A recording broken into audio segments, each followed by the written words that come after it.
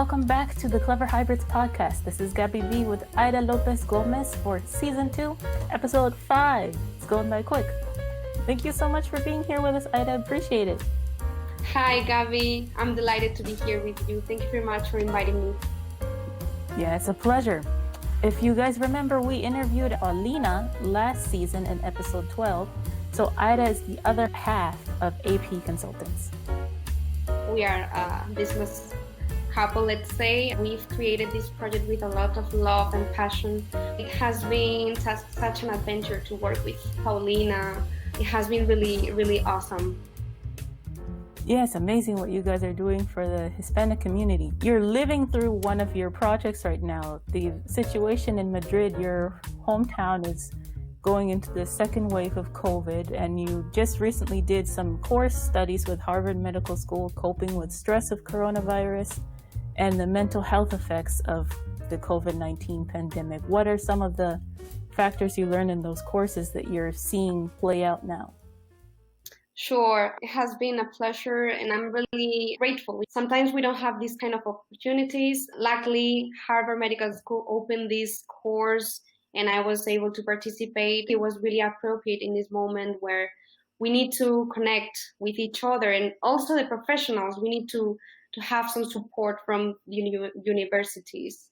I had the opportunity to learn some of the ways in which we can cope with coronavirus, more specifically with the psychological impact. If we create a magic button or maybe a magical app where anybody who download this app could switch off the anxiety, do you think we will become millionaires? Yeah, that would definitely be helpful.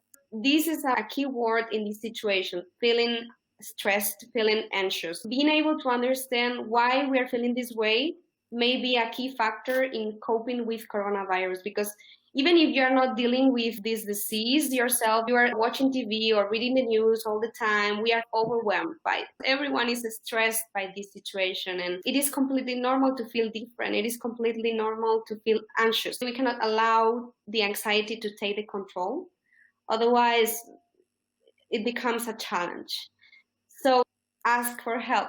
Sometimes we have these thoughts about asking for help. It looks like it's a weakness to ask for help, but it's completely the opposite. Being connected with others is going to help us cope.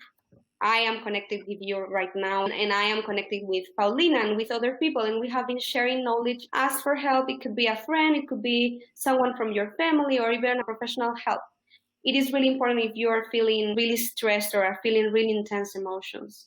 In terms of anxieties, it is important to know that anxiety is our friend, even if it's difficult to think that way. Anxiety is in our bodies because it has a purpose. Otherwise, it won't exist today. If we need to face a death or life situation, it makes us to be prepared with chemical and biological processes. It is called the flight or fight response. But what happens when we are not facing a death or life situation? This is the case with coronavirus. We are listening all the news, but maybe we are at home and we are safe, but we are feeling anxious. What can we do? First of all, we need to understand that this is not a death or a life situation, that we don't need to fight or fly in this situation. And it is important to give ourselves the permission to feel this way. But what about other things like really intense emotions, for example, Gabby? This is something people may be feeling in this moment. Definitely. Even with some of my colleagues here in Germany, we have what's called Kurzarbeit, which people still have a little bit of a furlough if they can't work right now. But in lots of countries in Latin America and in the US in particular, people don't have that. So if they get laid off, they're just laid off. So you have that type of stress. Then there's that stress of not having enough money for food, for rent, things like that. The other thing, when you have to deal with this type of stress, which unfortunately a lot of minorities deal with this, and also men in particular, is the stigma of getting help. So with mental health, it's just like any other part of your health. You have to get it taken care of. If you have a broken arm, you go to the doctor. If you're feeling stressed for a long time, you need to seek help. So it can be something that's private, but you still have to get some help for that. What do you do to help your clients to get over that first hurdle of feeling embarrassed? I really like you saying this, Gabi, because no one is speaking about this stigma, and it has been shown in different research how this stigma is affecting us. In some situations, it's worse the stigma itself than the anxiety. We need to be able to address this situation about the stigma. We need to be able to, as a society, be more open. So what we tend to do is be always open whenever we have a situation in which we have clients that they are feeling stressed with the stigma. Is we need to allow us to be humans. We need to allow us to not be superheroes.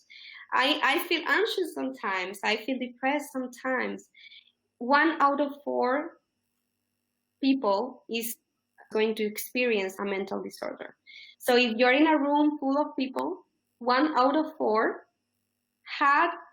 is having or will have a mental disorder. This means that you are not alone. I think we need to give this kind of messages. There's actually a really good campaign, I think is from Scotland, called See Me, which is fighting against stigma. I think we need to create this kind of campaigns fighting stigma for sure. That's true. Having that information is also important to protect yourself. I've been seeing a lot in the news that there are more situations, especially with the lockdown, unfortunately, where there's been more domestic violence and other types of abuse. But if people don't know that this is not normal, or they know something is wrong, but they don't know where to go, then they're stuck. So information on both sides of the issue is very important. That is why we need to be connected to charge our energy. If we are not connected, we are not going to be allowed to ask for help. I think a month ago in the American Psychological Association, they have really good articles, even in LinkedIn. They had this article about how the small talks, the small chat we have with the people with whom we cross when we are going out are actually key for our mental health. It is key to be connected even with people that you don't know. It is key to be connected with the people that is around you. So if you're having a bad day and you cannot speak with a friend, do not hesitate to go out and maybe have a small talk with someone, because it has been proven that it works for our mental health. Yeah, it's true. You started studying psychology in 2011 and then working in the field in 2015, right when all of the big social media started coming out. So Facebook started 2004, Instagram was in 2010. So we have a lot of things that even in the past 15 years are new, where people are connected, but they're not really connecting. How have you seen that with your patients? We need to be really grateful for having this kind of technology. And we both, as expats, we know that is precious to have the possibility to be connected with your people, with your family when they are so far away. But it is true that even in this age where we're a click away from this family, we are sometimes not connecting with people. Even face to face, it is difficult to connect nowadays, isn't it? So maybe that is the key, to be able to get connected, but try to make significant and meaningful connections, even if you're speaking again with the cashier or with someone in the bakery. We need to be 100% there, because it happens. Sometimes we're speaking with family or with, your wife, your husband, your friends, but you're not 100% there. You're checking out your WhatsApp or thinking about the things you need to do afterwards. And it is true, we don't get to connect at all. And actually, some research has shown how not being connected is getting people to feel more isolated, and how feeling isolated is getting people to feel more depressed.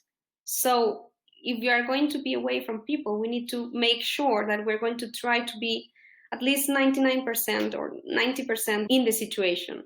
Yeah, that's definitely true. What would you suggest to someone who might be going through a lockdown? How can you have a meaningful conversation? We may need to go case by case. This depends on everyone's situation, but for sure, try to decide the time in which you're going to do it, because if you're trying to call your mom and right after the conversation with your mom, you have an important meeting, you're not going to be there 100%. You're not going to be enjoying your mom in that moment.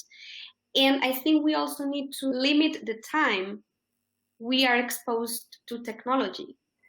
But what if we can keep a moment to even connect with ourselves in a meaningful way? Yeah, that's a good point. With all this technology, I even had to find a screenless hobby because after a while, your eyes start to hurt, and then you start sitting like this, all hunched over. But it's also too much for your brain. You get this overload, like I can't deal with this anymore. So that's very important as well. It is true. We cannot spend 8, 9, 12 hours with screens because it's really addictive. The dopamine that your brain is going to secrete is going to be a really huge amount. The thing with dopamine is going to make you do it again, and it's going to get you activated, and then you're going to go to sleep, and then you're not going to get any deep sleep. You're going to be trying to check your phone again. So I think we really need a schedule for screens. That's true. Rolling back a little bit, talking about the importance of information here, you and Paulina just started your own podcast about psychology in Spanish, which is amazing. But why was that important to make something like that? Why is it so important to have access to information in your native language? That is a really good question, and I really like that topic. Sometimes we tend to look for people who speaks our language or who understands our culture. But I think culture is something which needs to be addressed always in therapy. And it is important to have the other person understanding that we are dealing with this situation with having a different culture. That may be addressed for sure. I have been living in Boston for 2 years, and I have experienced this situation myself. Sometimes I was going to the doctor, or sometimes I was doing my errands. And you have these days when you need to speak with someone who speaks your language or who understands your culture because you're having a bad day. I spoke with our friends who were expats as well, and they were feeling the same. I would like to ask you as well, Gabby, if this happened to you, because sometimes we feel homesick, and in these moments in which you need to open yourself, it is key to have culture addressed and take in consideration. Yeah, definitely. I struggle with that. And I'm also stuck in the middle a little bit too at times because I'm an African American who grew up speaking Spanish and English, who now lives in Germany with that culture. But then my husband is East African. So I'm in the middle of a whole bunch of stuff all the time. When I get frustrated or upset, it takes me a minute to express myself because I have to switch from Spanish to either come out in English or my husband's language or even German sometimes. So already being upset is very exhausting emotionally, but then to have to translate what you're feeling before it comes out of your mouth is also very mentally exhausting. I completely understand what you're expressing because I can give you an example about that kind of situation. This is happening in the US, and you know better than me. These places in which African American women are having difficulties to go to college because they are facing racist violence every day. I had the opportunity to go to a conference when I was in Boston, and this teacher, she was African American, and she was saying, we cannot say to these women to be relaxed. We cannot say to these women to be mindful. They are facing a real danger going to college. And it would be really hypocrisy to say them, yeah, you need to calm down, you need to relax, you need to breathe. This is why I think culture needs to be addressed because we cannot say that to these women. They are facing real danger. Yeah, I think when you take into account the culture, especially those deeply ingrained things, you can help that person first deal with that portion, the underground part, and then deal with the symptoms of that. Even for professionals, we need to be extremely aware about what we're saying and what we are doing. And culture is part of this. We need to consider culture because otherwise we may be saying things like this. So this is why I think culture is something really important. And sometimes if we have the privilege of not facing these kind of situations, we may forget about this part of reality that is happening, culture. That's true. Like you're mentioning, it's also very important to be open. If you don't understand, ask. I don't really understand how this works. Could you explain to me your actual situation or what you've dealt with in your experience? That way you can be more engaged and educated for the next time you deal with that. Exactly. With this pandemic, a lot of people are stressed. Some of them are stressed because they have educational goals that are put on hold. Now, you took TOEFL IBT before it was cool, the internet-based version of test of English as a foreign language. Why did you decide to get your level of English certified, and why online? I was applying to a PhD program in LA, and I needed to have the TOEFL. And it was a challenge. In Spain, we study English from preschool, but never get to practice and use it in a way in which is going to make us competent speakers. So yeah, it was a challenge for me, actually. I think it's a really great opportunity to invest in learning a new language. Languages has opened to me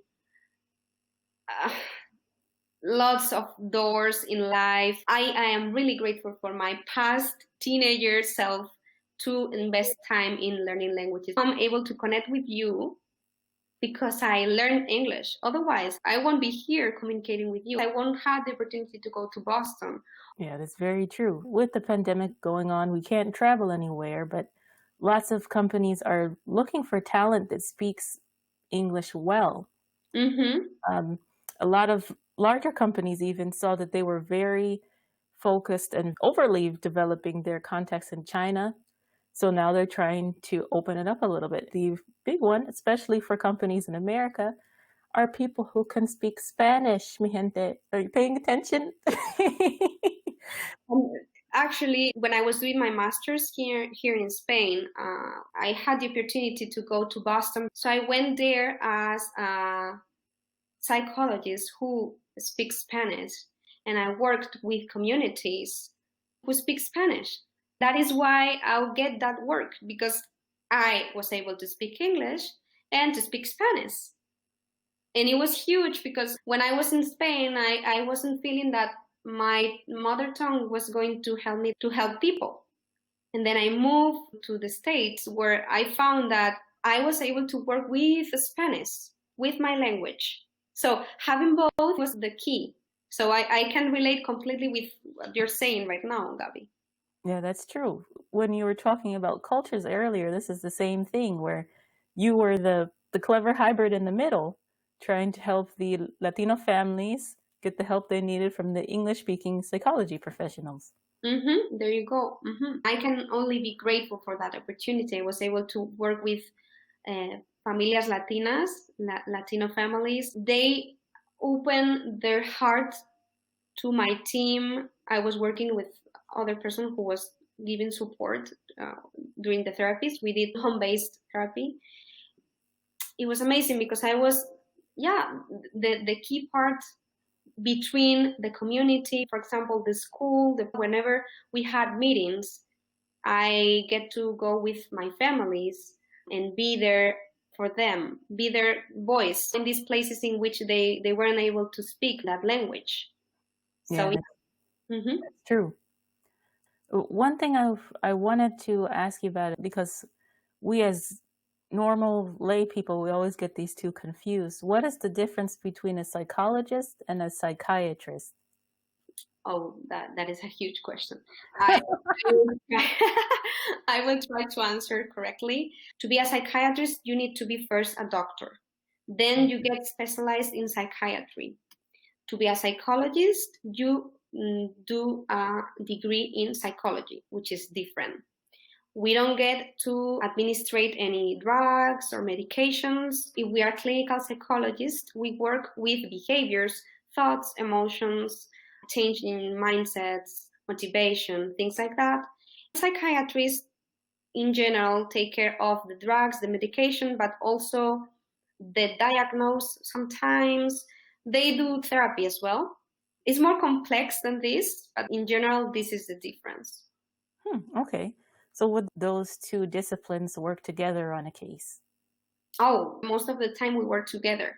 For example, when I was in Boston, I worked with most of the time with kids from 0 to 21. And there was always a psychiatrist in the team who was the one who was doing the follow-up in terms of drugs and medications, but also doing the diagnosis sometimes. My part was providing the therapy at home and communicating with school-based services and being the connection, the hub in between all the services. Maybe the psychiatrist was just visiting the family once a month or twice a month. I was visiting the family every week. Okay, yeah, that makes sense. Doing the wrap-up here, you said you started really focusing on your English when you were a teenager, but now that you've been living in Spain for a while, how do you keep your English strong? That is a challenge sometimes. I have some clients who are English speakers.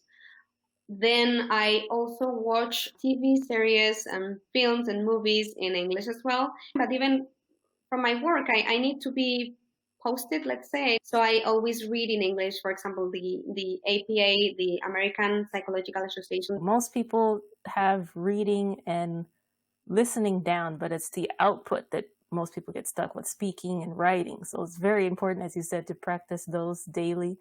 I have the same problem when I'm studying one language that I start to forget words in the other one. So you have to make some time to refocus your brain. For Spanish speakers, the challenge is the accent sometimes. We become stressed and worried about how is that going to sound. When I moved to the States, I was really worried about how people were going to recognize me as an outsider because of my accent. And after being there for 2 years, I learned that it is good to have an accent. I'm doing the effort of learning a new language to be part of a new community. And I think that is something that you actually can be proud of. You cannot erase your background. That is your accent, and it's good. That's true. One thing I tell my students when they get nervous about their accent, I'm like, you know what having no accent sounds like? Everyone has an accent, but it's the pronunciation that we should be thinking about. What happens a lot with Portuguese, Spanish speakers, any language really, is they bring their pronunciation from their first language over to English, and then some words are not understandable. Or even writing, if there's a B or a V or a P or T or D, those are usually the ones I see that have some issues. They can sometimes get switched. So those are the points that most people should be focusing on. But enjoy your accent. It's cool to be dealing with people from other places. For Spaniards and for Spanish speaker, it's difficult to pronounce the SH sound. English, for example. I was really worried. Once I went to the court to represent one of the families with which I was working, and I was really worried about that. They completely understood me. I was speaking and they were getting the information I was saying, and I was not pronouncing everything perfect. Not even my grammar was perfect, because it is difficult to do it perfectly, but everyone understood me. Definitely. Most of the time, people are very helpful here in Germany too. But we'll end with that great point. Thank you so much, Aida. How can people get in touch with you and Paulina? Where can they find your podcast? Sure. We are online. We are apsychologyconsultant.com. And we also are in Instagram, Spotify, LinkedIn. We have our podcast, which name is Full Disclosure with Con AP. And remember, mi gente, este podcast es en español, si quieren ayuda con su salud mental. We have our last episode in English. We've interviewed a journalist, and that is in English. So we have some interviews in English as well. Ooh, fancy. Okay. That was a pleasure to be here. Thank you very much. And I was here 100% all the time, and it was meaningful for me. We were speaking about this, but I want to tell you that it was really good to be able to connect with you.